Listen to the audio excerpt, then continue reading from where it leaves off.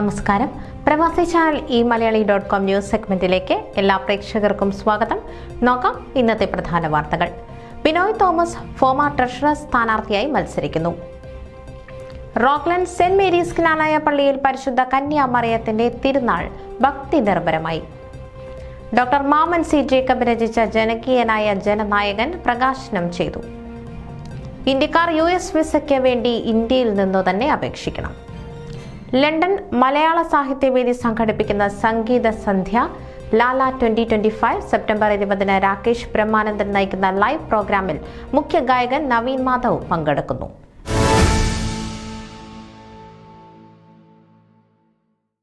വാർത്തകൾ വിശദമായി. പ്രമുഖ മലയാളി സംഘടന Kerala Samajam of Staten Island മുൻ പ്രസിഡന്റും ഫോമർ ന്യൂയോർക്ക് മെട്രോ റീജിയൻ RVPയുമായിരുന്ന ബിനോയ് തോമസ് ഫോമർ ട്രഷറർ സ്ഥാനാർത്ഥിയായി മത്സരിക്കുന്നു. അമേരിക്കൻ മണ്ണിൽ 40 വർഷത്തെ കലാസാംസ്കാരിക നേതൃത്വ രംഗത്തെ പ്രവൃത്തി പരിചയവുമായാണ് ബിനോയ് തോമസ് മത്സര രംഗത്തെത്തുന്നത്. കോവിഡിന്റെ പ്രഭവ കേന്ദ്രമായിരുന്ന ന്യൂയോർക്കിൽ മഹാമാരി കാലത്ത് ഫോമ മെട്രോ റീജിയനെ വിജയപാതയിലേക്ക് നയിക്കുവാൻ കരുത്തു കാണിച്ച നേതൃത്വ പാടവം ഏറെ അഭിനന്ദനം നേടിയിരുന്നു. മഹാമാരിയിൽ ദുരിതത്തിലായവർക്ക് തുണയാകാനും സഹായം എത്തിക്കാനും ഫോമയുടെ മുന്നിൽ നിന്ന് പ്രവർത്തിക്കുവാനായതിൽ ബിനോയ് അഭിമാനിക്കുന്നു.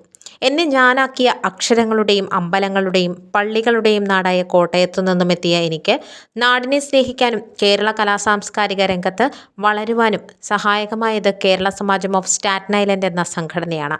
അതുപോലെ തന്നെ നല്ല സുഹൃത്ത് ബന്ധങ്ങളും ബിനോയ് ചൂണ്ടിക്കാട്ടുന്നു. കേരളത്തിന്റെ സാംസ്കാരിക മൂല്യങ്ങളെ അമേരിക്കൻ മലയാളികളുടെ മനസ്സിൽ മായാതെ നിലനിർത്തുന്നതിനൊപ്പം വിധിയുടെ വിളയാട്ടത്തിൽ വീണുപോയവർക്ക് കൈത്താങ്ങായി തീരുവാൻ ഫോമ എന്ന സംഘടനയിൽ കൂടി പ്രവർത്തിക്കുവാൻ ആഗ്രഹിക്കുന്നു. കേരള സമാജത്തിന്റെ മേൽക്കൂര പ്രൊജക്ട് കോർഡിനേറ്ററായി പ്രവർത്തിച്ച് 8 ഭവനങ്ങൾ നിർമ്മിച്ചു നൽകി. പ്രകൃതി ദുരന്തത്തിൽ തകർന്ന വയനാട്ടിൽ സഹായമെത്തിക്കാൻ 24 ന്യൂസിനൊപ്പം കേരള സമാജം പ്രവർത്തിക്കുകയുണ്ടായി. ഭവനരഹിതർക്ക് ഒരു തണലായി തീരുവാനും സഹജീവികളെ സ്നേഹിക്കുവാനും കലാരംഗത്തെ തൊട്ടുണർത്തുവാനും കഴിഞ്ഞതിൽ അഭിമാനിക്കുന്നു. എല്ലാ മലയാളി സംഘടനകളെയും ഒരു കുടക്കീഴിൽ ഒരുമിച്ച് നിലനിർത്തി കലാസാംസ്കാരിക സാമൂഹിക രംഗത്തെ ഏറ്റവും നല്ല മാതൃകയാകുവാൻ സാധിക്കുമെന്നുറപ്പുണ്ട്. അമേരിക്കയിലും കാനഡയിലുമുള്ള നിരവധി സുഹൃത്തുക്കളുടെ അഭ്യർത്ഥന പ്രകാരമാണ് താൻ മത്സര രംഗത്ത് വന്നതെന്നും ബിനോയ് വ്യക്തമാക്കി. News desk Malayali.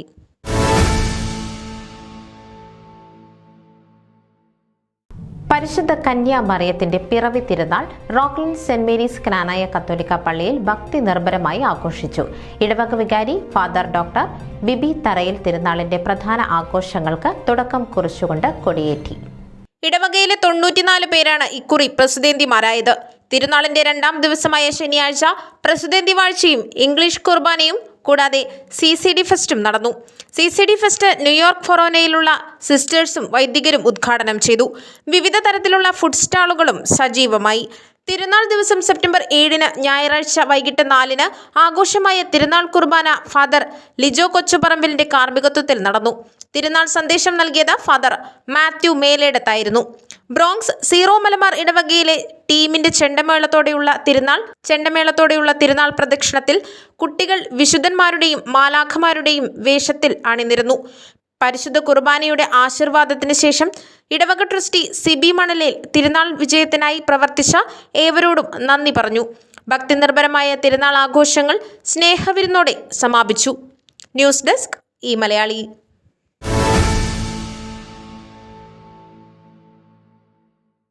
അമേരിക്കൻ മലയാളികളിലെ ശ്രദ്ധേയമായ സാന്നിധ്യവും ഫൊക്കാനയുടെ മുൻ ജനറൽ സെക്രട്ടറിയുമായ ഡോക്ടർ മാമൻ സി ജേക്കബ് രചിച്ച ഉമ്മൻചാണ്ടി ഓർമ്മകളും അനുഭവങ്ങളും പങ്കുവയ്ക്കുന്ന ജനകീയനായ ജനനായകൻ എന്ന പുസ്തകം അഭിവന്ദ്യ ബിഷപ്പ് ഡോക്ടർ ഗീവർഗീസ് മാർക്കോറെലോസ് മെത്രാപ്പൊലിത്ത ഉമ്മൻചാണ്ടിയുടെ സഹധർമ്മിണി മറിയാമ്മ ഉമ്മന് നൽകി പ്രകാശനം ചെയ്തു.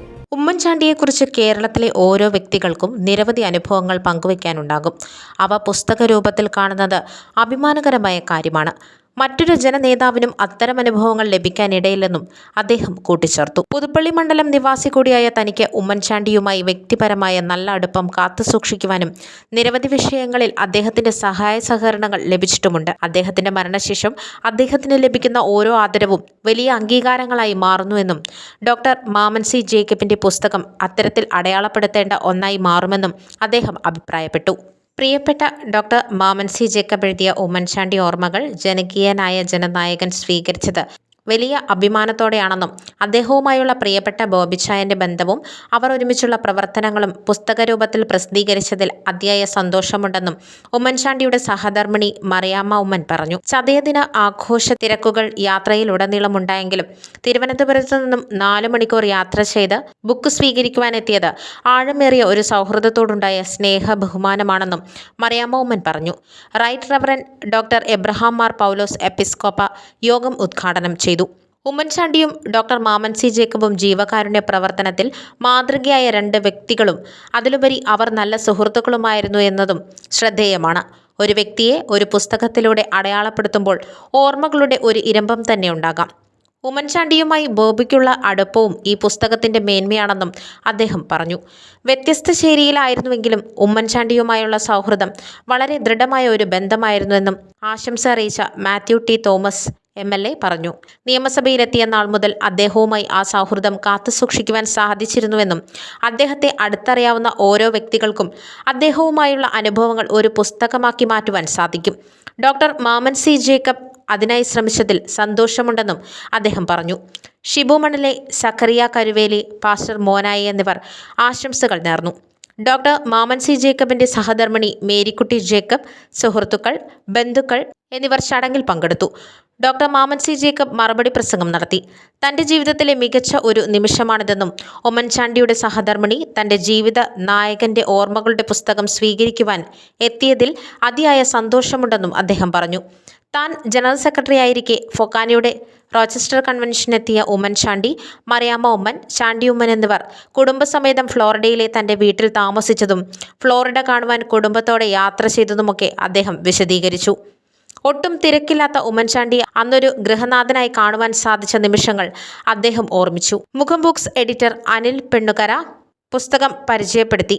Thiruvalla YMCA president professor EV Thomas അധ്യക്ഷത വഹിച്ച യോഗത്തിൽ YMCA സെക്രട്ടറി ജോയ് ജോൺ സ്വാഗതവും EA ഏലിയാസ് നന്ദിയും പറഞ്ഞു. ഡോക്ടർ മാമൻ സി ജേക്കബിന്റെ ജനകീയനായ ജനനായകൻ പുസ്തകത്തിന് അവതാരിക എഴുതിയിരിക്കുന്നത് ജസ്റ്റിസ് KT തോമസ് ആണ്. കൂടാതെ IOC USA vice chairman George Abraham, FOKANA മുൻ പ്രസിഡന്റ് ജോർജി വർഗീസ്, മാധ്യമപ്രവർത്തകയും എഴുത്തുകാരിയുമായ ബിനു ചിലമ്പത്ത് എന്നിവരും ഉമ്മൻചാണ്ടി ഓർമ്മകൾ ഈ പുസ്തകത്തിലൂടെ പങ്കുവയ്ക്കുന്നുണ്ട്. News desk Malayali.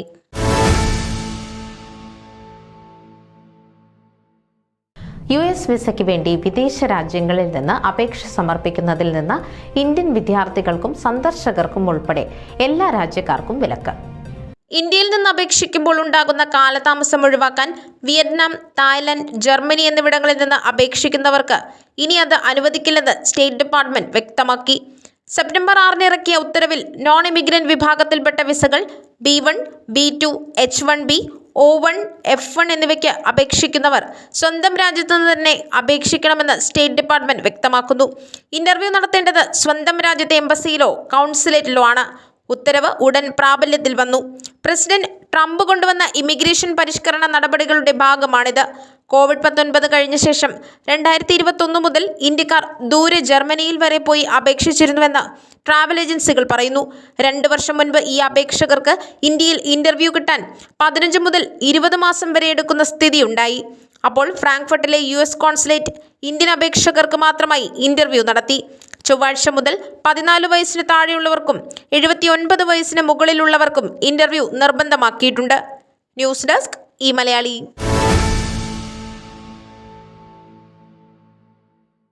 London Malayala സാഹിത്യവേദിയുടെ ആഭിമുഖ്യത്തിൽ പ്രമുഖ ഗായകൻ KP ബ്രഹ്മാനന്ദന്റെ മകനും ഗായകനുമായ രാകേഷ് ബ്രഹ്മാനന്ദൻ നയിക്കുന്ന ലൈവ് മ്യൂസിക് പ്രോഗ്രാം ലാല 2025 സെപ്റ്റംബർ 20 ശനിയാഴ്ച ബാർക്കിങ്ങിൽ റിപ്പിൾ സെന്ററിൽ നടത്തപ്പെടുന്നു.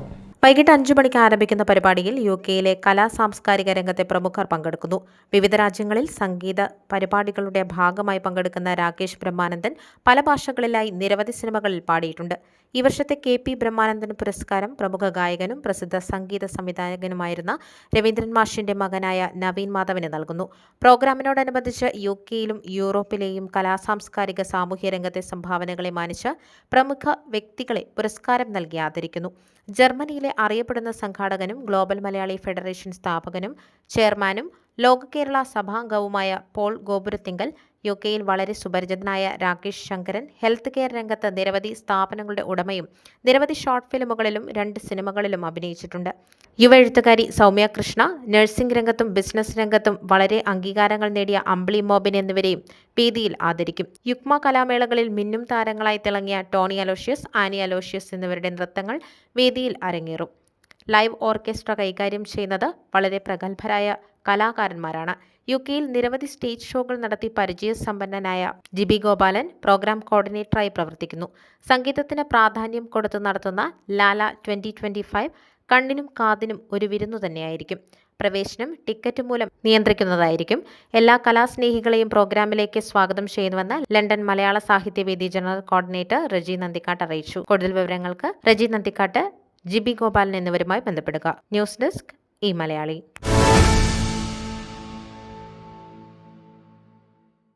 ഇതോടെ പ്രവാസി ചാനൽ eMalayali.com ന്യൂസ് സെഗ്മെന്റ് ഇവിടെ പൂർണ്ണമാകുന്നു. നിങ്ങളുടെ വാർത്തകളും വിശേഷങ്ങളും ഞങ്ങളെ അറിയിക്കാൻ മറക്കണ്ട. news@pravasichannel.com അല്ലെങ്കിൽ editor@eMalayali.com എന്ന ഇമെയിലിലേക്കോ വാർത്തകൾ അയയ്ക്കുക.